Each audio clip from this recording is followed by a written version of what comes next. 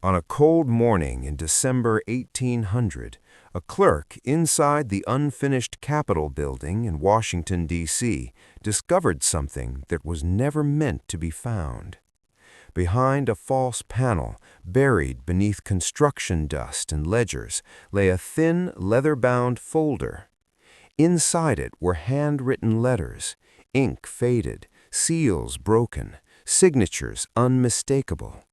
Names that would later be carved into marble and taught to American children as heroes stared back from the page. The letters did not speak of liberty. They spoke of fear. They spoke of money.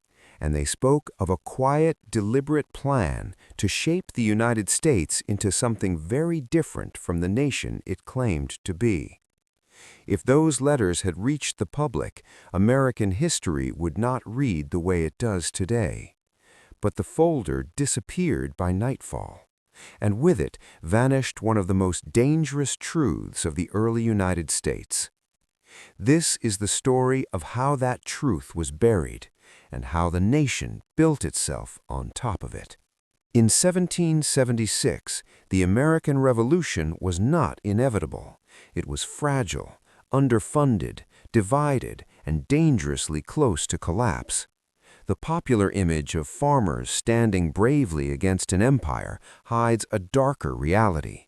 The rebellion was drowning in debt before it ever declared independence. George Washington's army lacked shoes. Soldiers wrapped rags around bleeding feet, while British forces marched in clean uniforms supplied by the most powerful economy on earth.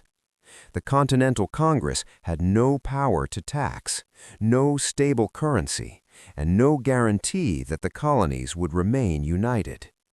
More than one founding figure privately believed the revolution would fail. And that fear, raw, humiliating fear, shaped everything that followed. By 1778, the rebellion survived not because of unity or idealism, but because of money borrowed in secret. French loans, Dutch bankers, shadowy intermediaries operating through Caribbean ports, these were the real lifelines of independence.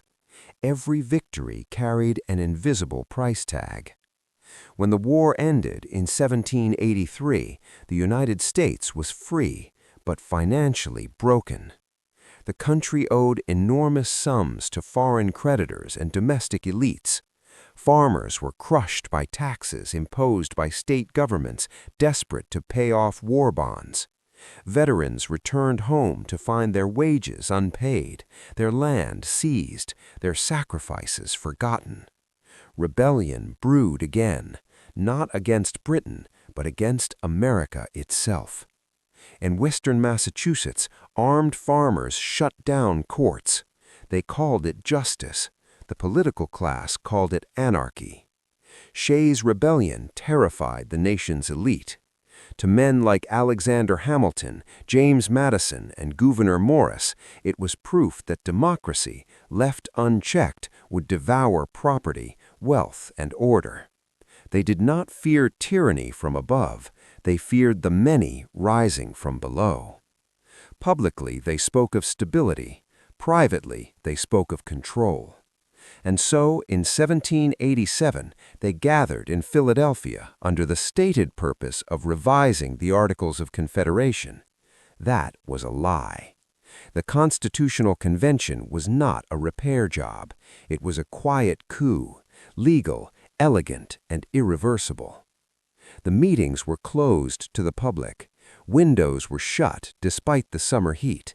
Guards stood outside. Notes were hidden. What was said inside those walls was never meant for ordinary Americans to hear. Inside, the conversation was brutally honest. Madison argued that the government must be designed to protect the minority of the opulent against the majority. Hamilton openly admired the British system and suggested lifetime executives. Morris mocked common voters as easily manipulated and dangerous. They did not trust the people. They trusted structure. The Constitution they produced was a masterpiece of restraint, not against power, but against democracy. The Senate insulated from voters, the Electoral College filtering public will, federal judges appointed for life, property protections woven deep into the legal core. It was sold to the public as liberty, but it was engineered as containment. Still, even this new system had a problem: money. The war debt remained, the economy was chaotic, state currencies collapsed, trade was unstable. Foreign powers watched closely, ready to exploit weakness. Alexander Hamilton, now the first Secretary of the Treasury, believed the nation's survival depended on a bold, dangerous gamble. He proposed that the federal government assume all state debts, centralizing financial power permanently. He pushed for a national bank modeled after British institutions. He envisioned a United States bound together not by shared values, but by shared creditors. Thomas Jefferson opposed him publicly. Privately, Jefferson feared something worse than debt. He feared permanence. Jefferson imagined America as a nation of independent landowners, not factories and financiers. He warned that banks were more dangerous than standing armies. He believed Hamilton's system would quietly recreate the very aristocracy the Revolution claimed to destroy. Their conflict was not philosophical, it was existential. Behind closed doors, deals were struck. The capital would move south, debts would be assumed, the bank would be chartered. The public never voted on any of it. And something else happened, something far less documented. During negotiations with European bankers, letters were exchanged that revealed a chilling contingency plan. If the American experiment failed, if elections produced instability, if debt spiraled out of control, if popular movements threatened elite interests, financial pressure would be used to force temporary emergency governance. The language was vague, the intent was not. Credit could be withdrawn, trade could be frozen, currency could collapse, chaos would justify control. America would remain free on paper. That contingency was never officially enacted, but it was never destroyed either. Throughout the early 1800s, this invisible architecture of power deepened. Political parties formed not around ideology, but around economic alignment. Newspapers were funded by financiers. Judges interpreted law in ways that protected contracts above lives.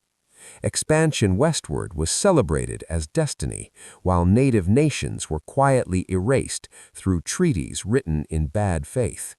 Slavery, explicitly protected by constitutional compromise, fueled wealth while poisoning the nation's moral foundation. Every generation told itself the same story. This is temporary. This is necessary. This is the cost of survival. By the time ordinary Americans began demanding broader participation, by the time suffrage expanded and populist movements rose, the system was too deeply entrenched to dismantle cleanly. Power no longer needed kings. It had lawyers. It had banks. It had time.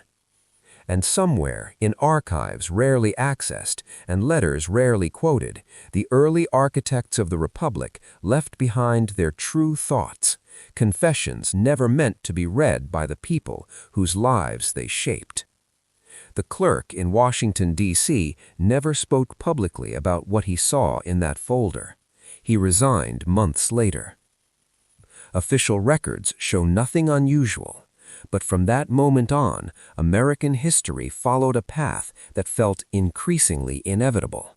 Crises met with centralized authority, financial collapse followed by consolidation, freedom preserved in language while narrowed in practice. The Republic survived, but the question remains, on whose terms? By the time the 19th century began, the United States no longer feared collapse. It feared something worse: stagnation. The revolution had promised motion, upward, outward, forward. A nation that stopped expanding, many believed, would begin to rot from the inside. Land was not just opportunity, it was a pressure valve. As long as Americans could move west, discontent in the east could be diluted. This belief would shape the century more than any speech or election. But westward expansion was not a natural force, it was engineered. Behind the mythology of wagons and pioneers stood banks, land speculators, railroad investors, and politicians who understood a simple truth: land created leverage. Whoever controlled it controlled the future. In the early 1800s, vast stretches of the continent were technically public land. In reality, it was land already lived on, farmed, hunted, and governed by native nations whose legal existence was inconvenient to American ambition. Treaties were signed, broken, rewritten, and ignored. Each one followed a familiar pattern: promises of protection, followed by pressure, followed by removal. This was not chaos, it was policy. Andrew Jackson did not invent this system, he perfected its brutality. To his supporters, he was the people's president, a man of the frontier who despised aristocrats and spoke plainly. To his enemies, he was reckless, cruel, and dangerously popular. To the system, he was useful. Jackson's rise marked a transformation. For the first time, a president openly framed governance as a battle between the people and elites. But the irony was sharp. While he dismantled one concentration of financial power, the Second Bank of the United States, he strengthened another. Power moved from centralized institutions into networks of loyal financiers, party machines, and regional banks that answered not to voters, but to political alliances. The bank war was sold as a moral crusade. Jackson painted bankers as monsters, manipulating honest laborers. His veto message read like a declaration of economic independence. But when the bank fell, regulation did not replace it. Speculation did. State banks exploded in number. Easy credit flooded the economy. Land prices soared. Ordinary Americans believed they were finally participating in prosperity. They were not. They were fueling a bubble. Insiders knew this. Senators, governors, and party leaders quietly sold assets while encouraging expansion. Newspapers praised endless growth. Dissent was labeled unpatriotic. Then, in 1837, the illusion shattered. The Panic of 1837 was not an accident. It was the predictable outcome of unrestrained speculation combined with global financial pressure. British banks tightened credit. American banks collapsed. Businesses failed overnight. Unemployment skyrocketed. For the first time, millions of Americans realized that economic catastrophe could occur without invasion, without war, without warning. There was no social safety net. There was no federal relief. There was only blame. Immigrants were accused of stealing jobs. The poor were accused of laziness. Indigenous peoples, already displaced, were blamed for wasting land. Slavery expanded westward as plantation owners sought new soil to maintain profits. Crisis did not slow expansion, it accelerated it. Railroads became the arteries of the new economy. They were not built for convenience, they were built for control. Routes were chosen based on speculation value, not public need. Entire towns were created or destroyed by decisions made in distant boardrooms. Railroad executives wielded power rivaling governments. They owned politicians through campaign financing, judges through favors, newspapers through advertising. Laws were written to protect corporate charters more fiercely than human lives. When workers organized, militias were deployed. When farmers protested freight prices, courts intervened. Violence was never random, it flowed downward. Meanwhile, the moral contradiction at the heart of the nation festered. Slavery was not a Southern anomaly, it was a national engine. Northern banks financed plantations, northern factories processed cotton, northern shipping companies transported goods. Insurance firms insured enslaved people as property. Every region benefited, every region denied responsibility. When the country expanded, the question was never whether slavery was wrong. That was obvious. The question was whether it was profitable enough to protect. Compromises were drafted like financial instruments. Free states balanced slave states. Lines were drawn across maps as if morality obeyed latitude. Each delay bought time and wealth for those already invested. But systems built on delay eventually face collision. By the 1850s, pressure was unbearable. New territories demanded decisions. Abolitionist movements grew louder. Enslaved people resisted in ways both visible and invisible. Escapes increased. Rebellions terrified slaveholders. And beneath the moral arguments lay an economic truth few admitted openly. Slavery was becoming less efficient, but its political power was enormous. When Abraham Lincoln was elected in 1860, he did not promise immediate abolition. He promised containment. Even that was intolerable. Southern elites understood something crucial. If slavery stopped expanding, it would die. So they chose secession. The Civil War is often framed as an inevitable moral reckoning. In reality, it was a catastrophic failure of every compromise designed to postpone justice. War transformed the federal government beyond recognition. To survive, it centralized authority on a scale previously unthinkable. Taxes expanded, paper money was issued, industry was mobilized, railroads were nationalized, if not in name. The North did not just win the war, it won the future. But victory came with bargains. Industrialists amassed unprecedented fortunes supplying the war effort. Corruption flourished in procurement. After the war, these same figures shaped Reconstruction policy, not to rebuild the South equitably, but to extract value. Reconstruction could have transformed America. It almost did. For a brief moment, formerly enslaved people voted, held office, built schools, and imagined a multiracial democracy. Federal troops enforced civil rights, new constitutions promised equality. Then fatigue set in. Northern voters grew tired of Southern problems. Economic downturns shifted attention. Political deals were struck behind closed doors. In 1877, federal troops withdrew from the South as part of a compromise to resolve a contested presidential election. Reconstruction died not with a declaration, but with a handshake. What followed was not chaos, it was order, designed to look like local custom rather than national betrayal. Jim Crow laws emerged systematically. Violence enforced hierarchy. Courts upheld segregation. Economic dependence replaced chains. America reunited, but it did so by sacrificing its most vulnerable citizens. As the century closed, the United States stood transformed, industrial, powerful, confident. Immigrants poured in, cities rose, wealth concentrated at levels unseen since European monarchies. The Gilded Age glittered, and beneath the surface, the same question returned. Who was this nation truly for?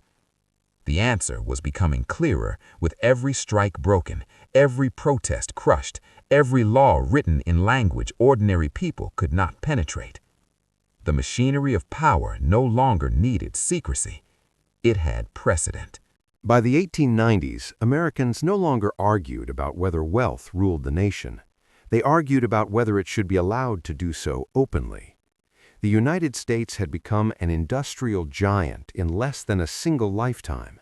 Steel, oil, railroads, electricity, entire industries rose faster than laws could adapt. Men who began with modest means now controlled resources larger than those of many countries. John D. Rockefeller did not simply own oil, he owned the pathways through which oil moved, the refineries that processed it, the railroads that transported it, the banks that financed it, and the politicians who ensured no regulation interfered. Andrew Carnegie preached the gospel of wealth, arguing that vast fortunes were a moral good if managed by the enlightened few. J.P. Morgan did not bother justifying power, he organized it. To the public, these men were captains of industry. To one another, they were something closer to architects. Competition, they believed, was wasteful. Chaos benefited no one. Stability required coordination, and coordination required silence. Trusts formed not merely to dominate markets, but to control volatility. Prices were fixed, supply was regulated. Remember, these arrangements were technically illegal, but enforcement was selective. Regulators often came from the very firms they were meant to restrain. The line between government and corporation blurred until it became almost symbolic. Workers lived in a different America. Factory shifts stretched 12 hours or more. Injuries were common. Deaths were routine. Child labor was normalized. Company towns ensured that wages flowed back into employer-owned housing and stores. When workers organized, they were labeled radicals, anarchists, foreign agitators. When they struck, the response was swift. In 1892, at the Homestead Steel Works in Pennsylvania, Carnegie's company locked out union workers. Private armed guards were hired. A gun battle erupted. Men died on both sides. The state militia restored order, not to protect labor, but property. The message was unmistakable. Democracy ended where capital began. Yet resistance grew. Farmers formed populist movements demanding fair rail rates and currency reform. Labor unions expanded despite repression. Journalists exposed corruption with unprecedented detail. Writers described urban poverty in terms that could no longer be ignored. The question became unavoidable. Could a republic survive such inequality? In 1901, the question almost answered itself. President William McKinley was assassinated. The man who replaced him was unexpected, energetic, and dangerous to entrenched interests. Theodore Roosevelt did not hate wealth, he hated unaccountable power. As president, he shattered the illusion that trusts were untouchable. Antitrust prosecutions multiplied. The government challenged monopolies once thought invincible. Regulatory agencies were empowered. Conservation laws restricted exploitation of public land. For a brief moment, the federal government remembered it could act. But reform had limits. Roosevelt targeted excess, not structure. He believed capitalism could be moral if properly guided. He did not question whether immense concentrations of private power were fundamentally incompatible with democracy. After he left office, the momentum slowed. World War II followed, cementing the United States as a global superpower. The war economy entrenched military-industrial partnerships. Corporations grew enormous under government contracts. Research, manufacturing, and defense merged. After the war, prosperity returned, but it was uneven. Suburbs expanded, highways were built. Middle-class life became attainable for millions, especially white Americans, but segregation persisted. Redlining shaped cities. Wealth accumulation was racially skewed by policy, not accident. By mid-century, America told itself a comforting story. The system worked. The Cold War required unity. Criticism was suspect. Radical change was dangerous. But beneath the optimism, the old architecture remained intact. Power concentrated, influence purchased, democracy filtered. The question had not disappeared. It was merely deferred again. The Cold War did not begin with a declaration. It began with a suspicion. By 1947, the United States faced a new enemy, one without borders, uniforms, or a clear battlefield. Communism was framed not merely as a foreign ideology, but as a contagious threat capable of infecting minds, institutions, and entire societies. Fear became policy. The national security state expanded, quietly but rapidly. Intelligence agencies were empowered with minimal oversight. Secrecy was normalized. Actions once unthinkable in peacetime were justified as necessary precautions. The Central Intelligence Agency was created not to inform the public, but to operate beyond it. Covert operations reshaped the globe. Governments were influenced, destabilized, or overthrown in the name of containment. Elections abroad were manipulated, leaders were removed, populations paid the price. At home, the logic of suspicion seeped inward. Loyalty oaths were demanded, careers were destroyed on accusation alone, dissent blurred into treason. McCarthyism was not an aberration, it was the inevitable expression of a system that equated control with safety. Most Americans complied. They trusted authority because authority promised protection. But trust is fragile. In the 1950s and 1960s, a contradiction became impossible to ignore. The United States claimed to lead the free world, yet millions of its own citizens lived without basic rights. The civil rights movement did not ask politely, it disrupted. Boycotts, marches, sit-ins, and court battles forced the nation to confront what it had long postponed. Images of peaceful protesters beaten by police traveled the world. The moral cost of hypocrisy became a strategic liability. Change followed, but slowly and under pressure. Legal segregation fell. Voting rights expanded, but the deeper structures, economic inequality, racialized policing, political exclusion, proved more resilient. Then came Vietnam. It was not just a war, it was a revelation. For the first time, Americans watched conflict unfold nightly on television. Official statements clashed with footage. Body counts replaced strategy. Victory was always near, until it wasn't. The Pentagon Papers confirmed what many suspected. The war had been misrepresented for years. Decisions were driven by reputation, not reality. Lives were expended to avoid admitting error. Trust shattered. Protests spread across campuses and cities. The generational divide widened. Authority was no longer assumed legitimate. And then, in 1972, the system turned on itself. Watergate was not remarkable because of burglary. It was remarkable because of exposure. A president resigned. Power was revealed as fallible. Journalism proved capable of piercing secrecy. For a moment, accountability seemed possible again. But systems adapt. In the decades that followed, influence became more sophisticated. Campaigns grew expensive. Media consolidated. Lobbying professionalized. Legal language replaced overt coercion. Power learned to speak softly. Economic shifts accelerated. Manufacturing moved overseas. Finance grew dominant. Communities hollowed out. Inequality widened again, not suddenly, but steadily. The Cold War ended without the reckoning many expected. The enemy vanished. The security apparatus remained. And the old question returned, louder than ever. Who decides? By the turn of the millennium, America was wealthier than ever and more uncertain. Crises came faster. Attention spans shrank. Truth fragmented. The Republic endured. But endurance is not the same as fulfillment.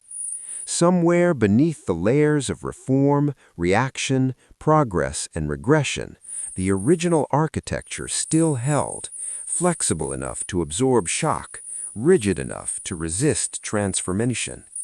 The letters found in 1800, spoke of fear. 2 centuries later, that fear had not disappeared. It had simply learned to govern. The 21st century did not arrive with clarity. It arrived with noise. Screens multiplied, information accelerated, opinion replaced verification. The Internet, once imagined as a democratizing force, became something far more complex, a marketplace of attention, where truth competed with outrage and algorithms rewarded intensity over accuracy. Power adapted faster than citizens did. After September 11, 2001, fear returned to the center of American life with a force unmatched since Pearl Harbor. The attacks were real, the trauma was real, the response reshaped the nation. Emergency powers expanded, surveillance became normalized, wars were launched on vague timelines and shifting definitions of victory. Private contractors profited immensely. Intelligence failures were buried under classification. Once again, crisis justified concentration. Most Americans supported it at first. Safety felt urgent. Oversight felt secondary. Years passed. Weapons of mass destruction were never found. Wars dragged on. Costs soared, measured not only in dollars, but in trust.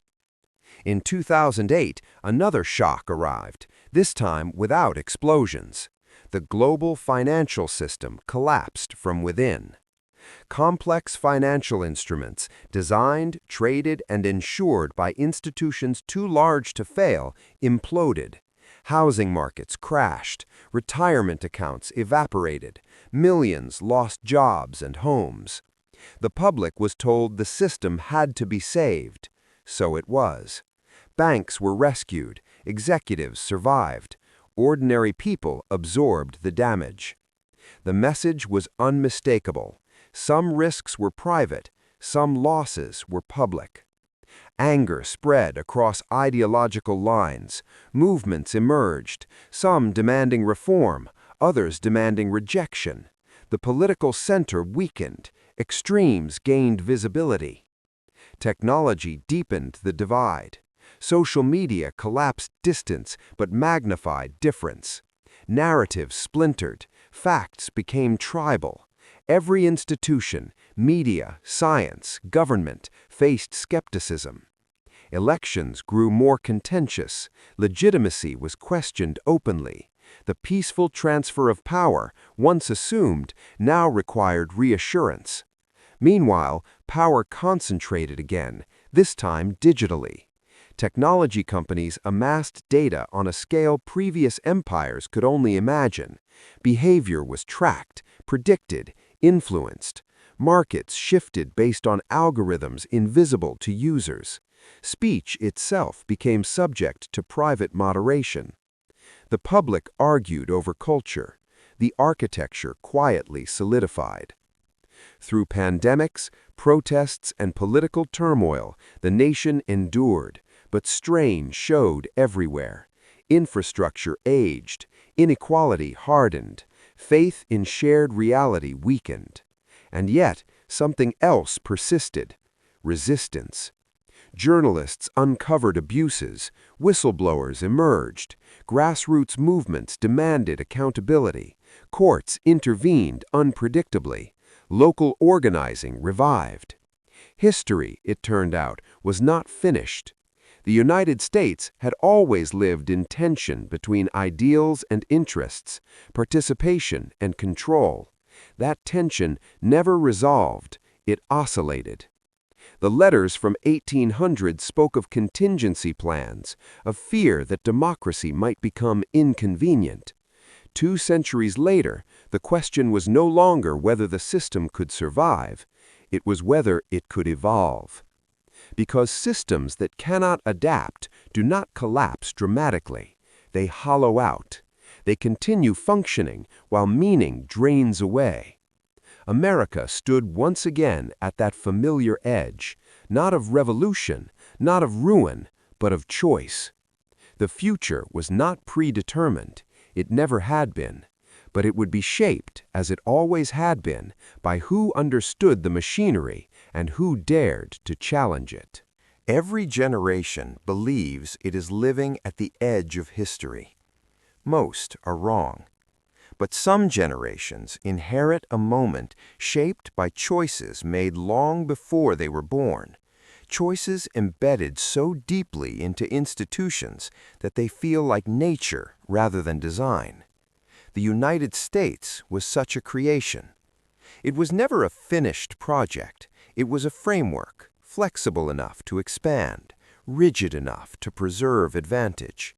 Its greatest strength, adaptability, was also its greatest vulnerability. By the early decades of the 21st century, the American system no longer hid its contradictions well. Economic mobility slowed, wealth clustered, political language hardened, trust in institutions fractured unevenly, not disappearing entirely, but redistributing along lines of identity, belief, and fear. People argued about symptoms. Few argued about structure. The founders had feared instability more than injustice. Their successors had feared disruption more than stagnation. Each generation patched the system just enough to survive the next crisis, rarely enough to resolve the underlying imbalance. That pattern left traces everywhere. Elections mattered, but money shaped who could run. Speech was free, but amplification was purchased. Laws promised equality, but outcomes varied predictably. Surveillance expanded, but accountability lagged. Innovation flourished, but ownership narrowed.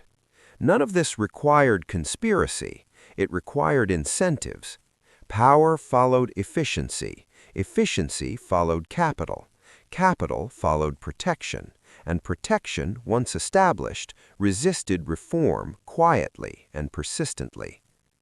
The most surprising truth about American history was not how often ideals were compromised. It was how rarely they were abandoned outright. The language of freedom endured even when freedom was constrained. The rituals of democracy continued even when participation felt hollow. The nation did not collapse under authoritarianism. It negotiated with it, accommodated it, and learned to live alongside it. That was the real legacy of those early letters. Not a secret government, but a governing instinct. An instinct to manage uncertainty by narrowing choice, to respond to fear by centralizing control, to protect the system even when the system produced harm. And yet, this instinct never fully won, because something else endured too: disobedience. From enslaved people who escaped despite the law, to workers who struck despite violence, to journalists who published despite threats, to citizens who voted despite cynicism, the American story was never only about power. It was about friction. The system moved because it was pushed, sometimes backward, sometimes forward, always contested. History did not unfold in clean arcs. It bent, snapped, corrected, and repeated. Progress came not from inevitability, but from pressure applied at moments when legitimacy weakened. That truth unsettled those who preferred certainty. It empowered those who accepted responsibility. The future of the United States was never written in its founding documents, its markets, or its technology. It was written in how much friction the system could tolerate before transforming, and how much citizens were willing to apply. The folder found in 1800 vanished, but its contents were never truly lost. They lived on in decisions deferred, compromises justified, and fears inherited. The Republic survived because it learned how to endure contradiction. Whether it could learn how to resolve it remained unanswered. History did not end. It waited.